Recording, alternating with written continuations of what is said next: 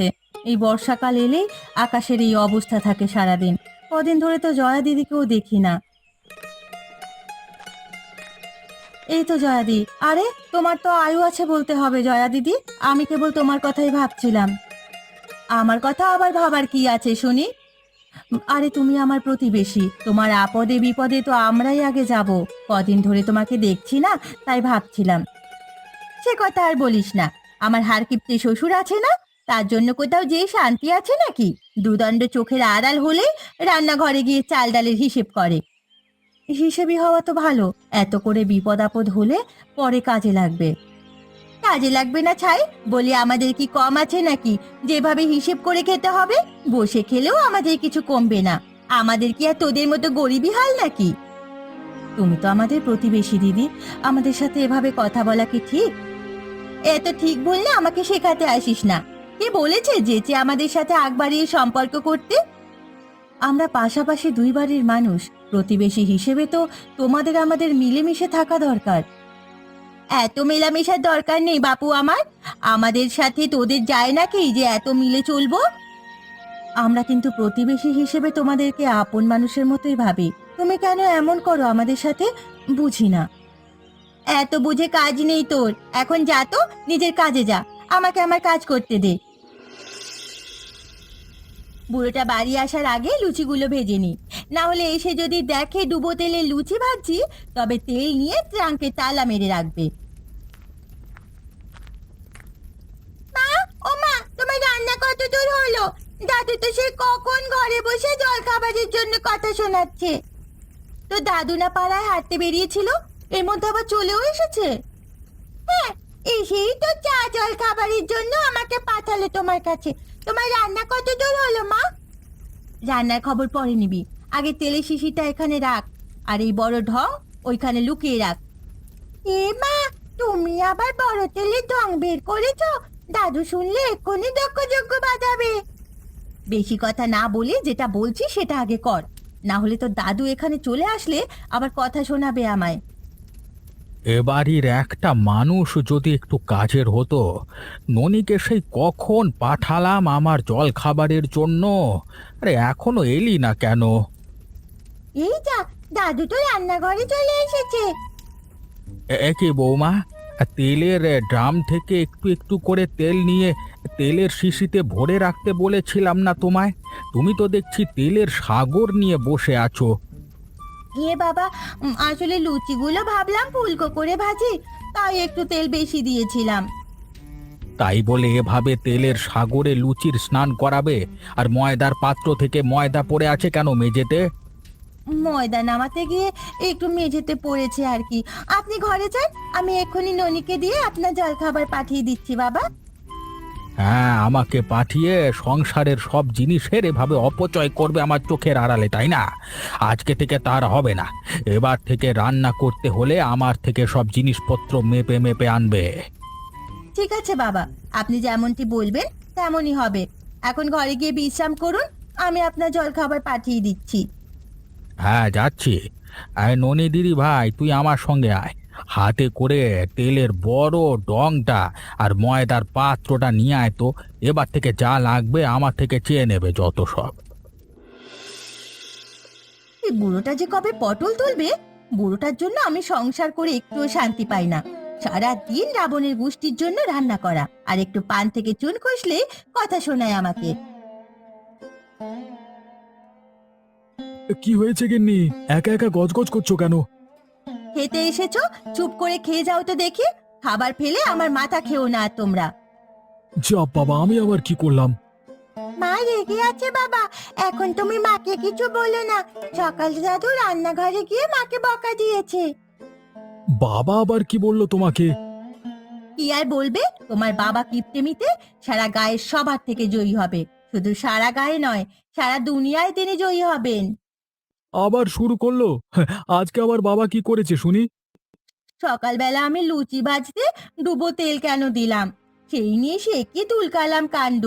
আবার বলে কি না, তেল আর ময়দা তার ঘরে সিন্দুক দিয়ে রাখবে, রান্নার সময় চেয়ে আনতে হবে তার থেকে। এমন নির্লজ্জের মতো হেসো না তো, আমার গা পিত্তি জ্বলে যাচ্ছে একেবারে। কাল একটা পাকা আম কেটে সেটাকে 4 টুকরো করতে বলে। বাবা তো ঠিকই বলেছেন, বাড়িতে আমরা 4 জন আছি, তাই 4 টুকরো করতে বলেছে।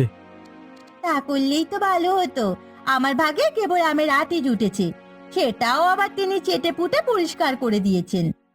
ভালোই তো করেছে মা, এমনিতেও তুমি ওই আটি খেতে না, বাইরে গিয়ে ফেলে দিতে। তাই বলে এমন করবে? চা বানাতে গেলে একবার ব্যবহার করা চায়ের পাতি আমাকে দিয়ে 3-4 বার ব্যবহার করান। এসব নিয়ে লোকে আমাকে কথা শোনায়। বেশ বেশ, তবে তুমি বাইরে যেও না।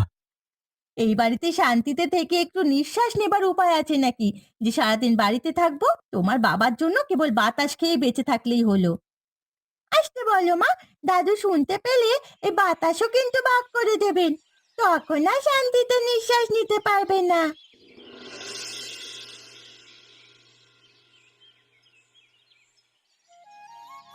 সকাল সকাল কি আমাকে কেউ 1 কাপ চাও দেবে না নাকি আজকে রে বাবা? সকাল থেকে পেটে একটু নিমের জলও পড়লো না। ধের। এই নিন বাবা আপনার চা, সাথে 2টো বিস্কুট দেবো?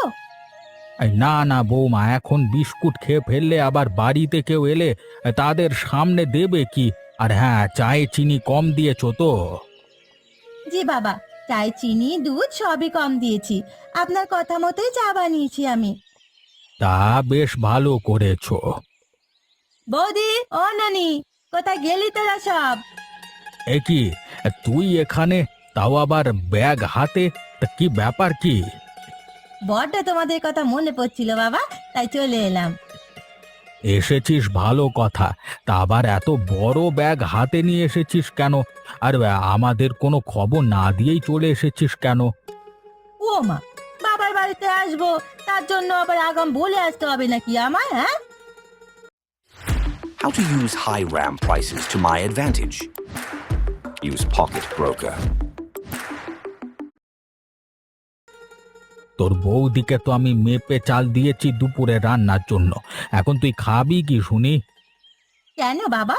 এখন আপনি আপনার চাল না হয় একটু বেশি দিয়ে দিন, আমি এখনো ভাত বসাইনি।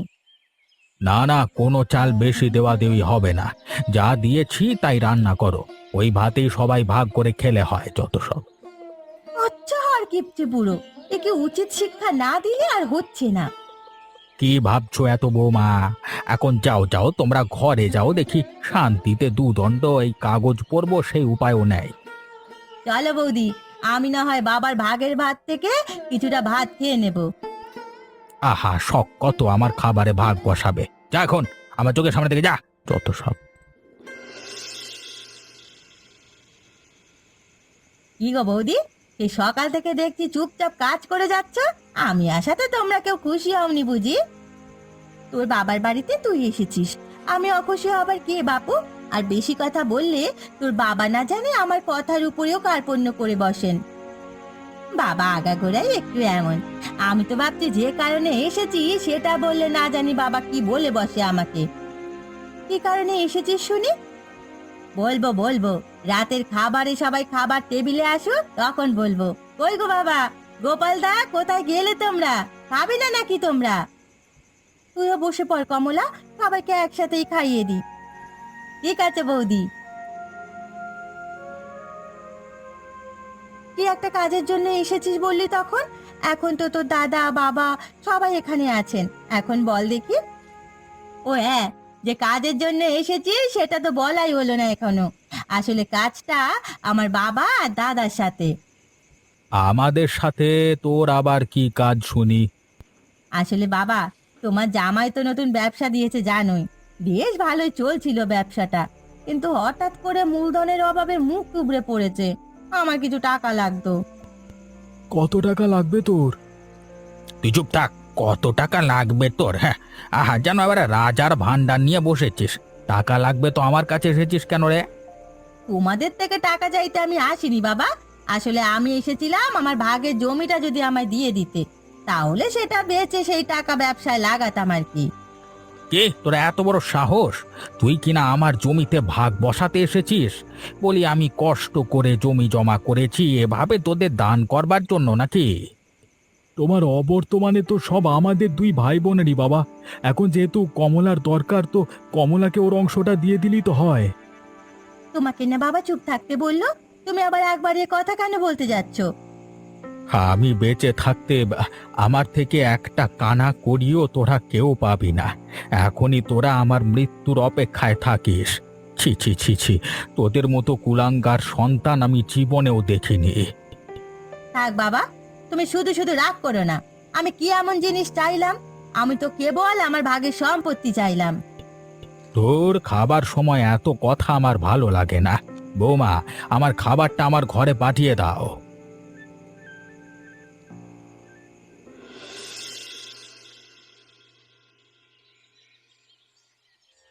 কমলা একটু হাত চালিয়ে কর, তো দাদা আবার দোকানে যাবে। করছি বৌদি, আমি এদিকে ফুলকো করে লুচিগুলো ডুবো তেলে ভেজে নিচ্ছি। তুমি বরং সুজির হালুয়াটা বানিয়ে নাও। ডুবো তেলে লুচি ভাজিস না, বাবা এসে দেখলে আবার কুরুক্ষেত্র বাঁধাবে। বাবা কেমন কিপটে জানিস না? সে জানতে আর বাকি আছে নাকি?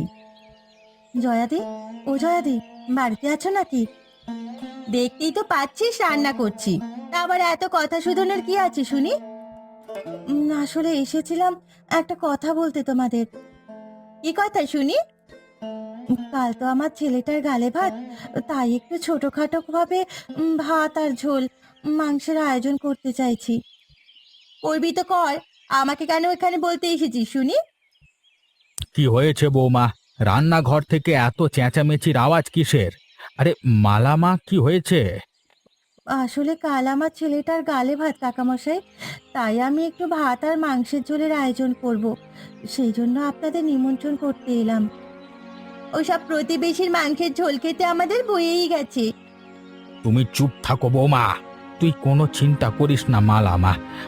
আমি আর ননি দিদি ভাই কালকে দুপুরে তোদের বাড়ির মাংসের ঝোল খেতে যাবো। হ্যাঁ, শুনে খুব খুশি হলাম কাকা বাবু। আমি তাহলে এখন আসি, কাল চলে আসবেন কিন্তু।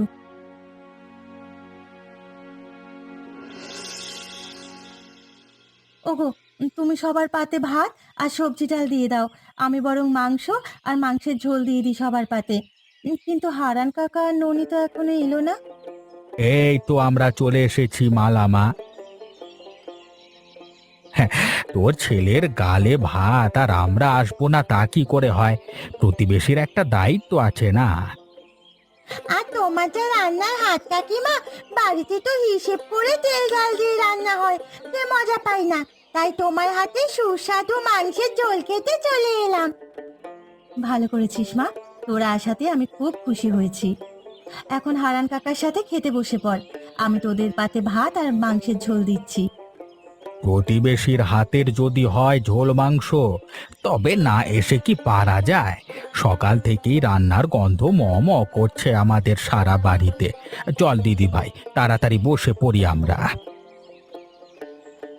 আমারও খিদে পেট চোচো করছে, তাড়াতাড়ি আমাদের ঝোল মাংস খেতে দাও কাকিমা।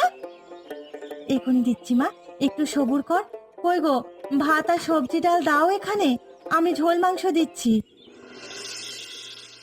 বাবা, ও বাবা, সেই যে কাল ওদের বাড়ি থেকে ঝোল মাংস খেয়ে এসে ঘুম দিলেন, এখনো তো ওঠার নাম নেই দেখছি।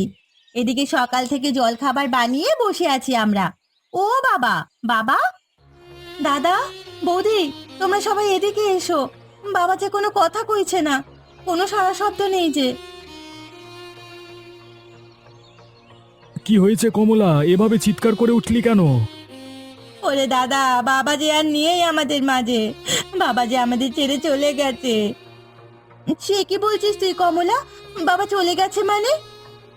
আমি সকালে বাবাকে খেতে যাবার জন্য ডাকতে এসে দেখি বাবা মারা গেছেন। হায় হায় হায় হায়, এ কি করলো ওপরওয়ালা আমাদের সাথে? আমাদেরকে যে এতিম করে দিলেন। মরেছে ভালোই হয়েছে, আপদ বিদে হয়েছে। আমাকে কি জ্বালানোটাই না জ্বালিয়েছে বুড়ো। এখন মরেছে, আমার হাড় জ্বালা কমবে এবার। বাবা, আমাদের ছেড়ে এভাবে যেতে পারেন না বাবা। কাল যে মানুষটা প্রতিবেশী ঝোল মাংস খেয়ে এলো পেট পুড়ে, আজ সে কি করে মারা গেল? ওরা আবার বাবার খাবারে কিছু মিশিয়ে দেয়নি তো? এই যে, একদম ঠিক ধরেছো, আমি এটাই বলতে চেয়েছিলাম। তাড়াতাড়ি পুলিশ ডাকো, তবেই এই সমাধান মিলবে। পুলিশ না বৌদি, আমার ভাসুর শঙ্কর দাদা আর মৃণালিনী বৌদিকে আনলেই সব সমস্যার সমাধান জানা যাবে। ওনারা গোয়েন্দা বিভাগে চাকরি করেন। বেশ, তবে তাই করা হোক। ওগো, তুমি কি বলো? হ্যাঁ হ্যাঁ, তাই করো কমলা। যদি ওই প্রতিবেশীর ঝোল মাংস খেয়ে বাবার কিছু হয়, এটা জানা যায়, তবে ওদের কাউকে আমি ছাড়বো না। 14 শিকের ভাত খাইয়ে ছাড়বো সব বেটাকে। বিশ্বাস করো জয়া দিদি, আমি কাকাবাবুকে খাবারে বিষ মেশাইনি। বিষ মিশিয়ে আমার কি লাভ হবে বলো তো? চুপ থাক পোড়ামুখী। যখন থানার দারোগা এসে তোদের কোমরে দড়ি বেঁধে নিয়ে যাবে, তখন সুরসুর করে সব সত্যি কথা মুখ দিয়ে বেরিয়ে যাবে। সত্যি করে বল মালা, আমার বাবাকে ওই মাংসের ঝোলের সাথে কি মিশিয়ে খাইয়েছিস? আমি তোদের এত ভালো ভাবতাম, আর তোরা কিনা আমার বাবাকেই মেরে দিলি রে। বিশ্বাস করো দাদা, আমি তো প্রতিবেশী হিসেবে আমার ছেলের গালে ভাতের অনুষ্ঠানে কাকাবাবুকে ঝোল মাংসের নিমন্ত্রণ করেছিলাম কেবল। কে জানতো এমন এক দুর্ঘটনা ঘটবে। থাক বৌদি, ওকে আর কিছু বলার দরকার নেই। এই যে আমার ভাসুর আর মৃণালিনী দিদি চলে এসেছে, যা করার ওরাই করবে। ওদেরকে ধরে নিয়ে যান শঙ্কর দাদা। ওরা আমার শ্বশুর মশাইকে ঝোল মাংসের সাথে বিষ মিশিয়ে খাইয়েছে। কাউকে সামান্য সন্দেহের জন্য তা ধরা যায় না। তার বিরুদ্ধে সকল প্রমাণের ভিত্তিতেই তাকে দোষী সাব্যস্ত করা যাবে। বিশ্বাস করুন আপনারা, আমি কিছু করিনি। ঝোল মাংস তো অনেকেই খেয়েছে, কারোর তো কিচ্ছু হয়নি। এখন আপাতত আমরা কাউকে বিশ্বাস করতে পারবো না। সবাই এখন আমাদের চোখে সন্দেহের তালিকায় থাকবে। আমরা আগে ভালো মতো সব বুঝে নেব, তারপর প্রমাণ জোগাড় করব।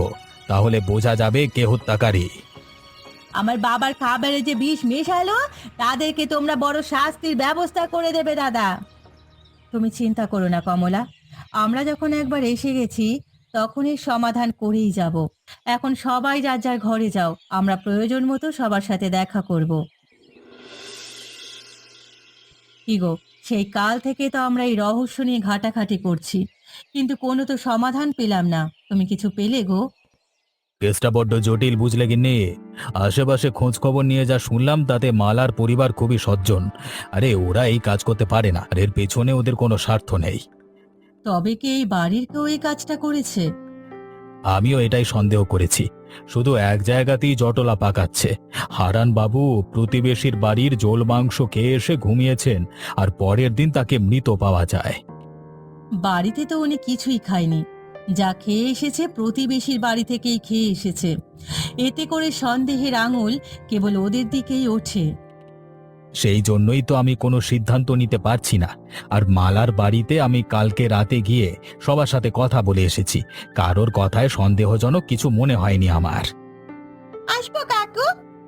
আরে ননি যে, এসো মা এসো। মা তোমাদের জন্য জল খাবার পাঠিয়ে দিয়েছে, ডুবো তেলে ফুলকো লুচি আর সুজির হালুয়া। বাহ, ডুবো তেলে ফুলকো লুচি আমার খুব পছন্দের। কতদিন বাদে এই বাঙালিয়ানা খাবার খেলাম। শহরে ওসব খাবার খেয়ে আমার রুচি মরে যাওয়ার উপক্রম। এখন তো দাদু মরেছে বলে এইসব ডুবো তেলে ফুলকো লুচি পেয়েছো, না হলে দাদু বেঁচে থাকলে এই তেলের জন্য মাকে কি কথাই না শোনাতো। তোমার দাদু বুঝি খুব কিপটে ছিল? সে আর বলতে, সারাদিন মায়ের সাথে রাগারাগি করতো। পিসি কিছু টাকা চাইতে এসেছে বলে পিসিকেও কত কথাই শোনালো। ঠিক আছে, এখন তুমি যাও মা।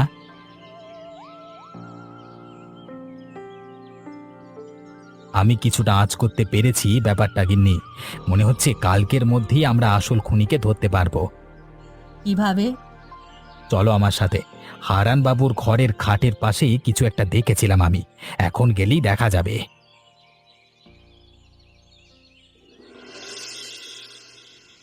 কি রে কমলা, তুই না বললি তোর ভাসুর দুদিনেই খুনিকে বের করে ফেলবে? এত সময় লাগছে কেন তাহলে? ধরবে বৌদি, ধরবে। বললেই তো আর যাকে তাকে ধরা যায় না। উপযুক্ত প্রমাণ না হলে কি কাউকে দোষ দেওয়া যায়? কার নজর পড়লো আমাদের সংসারে তা কেবল ওপরওয়ালাই জানেন। আমাদের হাসি খুশি সংসারটা একেবারে উচ্ছন্নয় চলে গেল গো। কি ব্যাপার শঙ্কর, তোমার কাজ কত দূর? আমার যে আর ভালো লাগছে না এসব। আর আমি আগেই বলেছিলাম মালাদাই সবাইকে ধরে নিয়ে হাজতে ভরে দিতে। পিঠে বেতের বাড়ি পড়লে এমনিতেই সব সত্যি কথা বলে দেবে। হ্যাঁ, সে বলে দেবে, তবে যে এই কাজ করেছে বাড়িটা তার পিঠে পড়লেই কেবল সত্যটা বেরুবে। আমরা আসল খুনিকে ধরে ফেলেছি। কি বলছো কি দাদা, সত্যি? হ্যাঁ কমলা, সত্যি। আজ রাতেই আমরা খুনির পর্দা ফাঁস করে দেব। এখন কেবল রাতের পালা। হারান কাকাবাবুর প্রতিবেশী ঝোল মাংস খেয়ে মরেনি। বাড়ি আসার পরে রাতে তিনি অন্য কিছু খেয়েছেন। বাবা বাড়ি এসে কি খেয়েছেন? আর কেই বা খাবারে বিষ মেশালো? কিভাবে ধরবে তোমরা খুনিকে? খুনি খুব চালাক, মনে হয় না এত সহজে ধরা দেবে। কিন্তু খুনি হারান বাবুকে যে জিনিস খাইয়ে মেরেছে তার প্রমাণ মিলেছে। আমরা বেঁচে থাকলে আজকে রাতেই সব পরিষ্কার হয়ে যাবে। কেন দাদা, তোমাদের মৃত্যু ঝুঁকি আছে নাকি? সে তো আছেই। খুনি যদি আমাদের মাঝের কেউ হয় তবে সে আমাদের থেকে প্রতিশোধ নেবার চেষ্টা তো করবেই। হারান বাবুর ঘরে আমরা প্রমাণ পেয়েছি। আচ্ছা, সে পরে দেখা যাবে। সবাই রাতের খাবার খেতে এসো। পরে আবার বসলেই হবে। এখন সবাই খেতে এসো দেখি।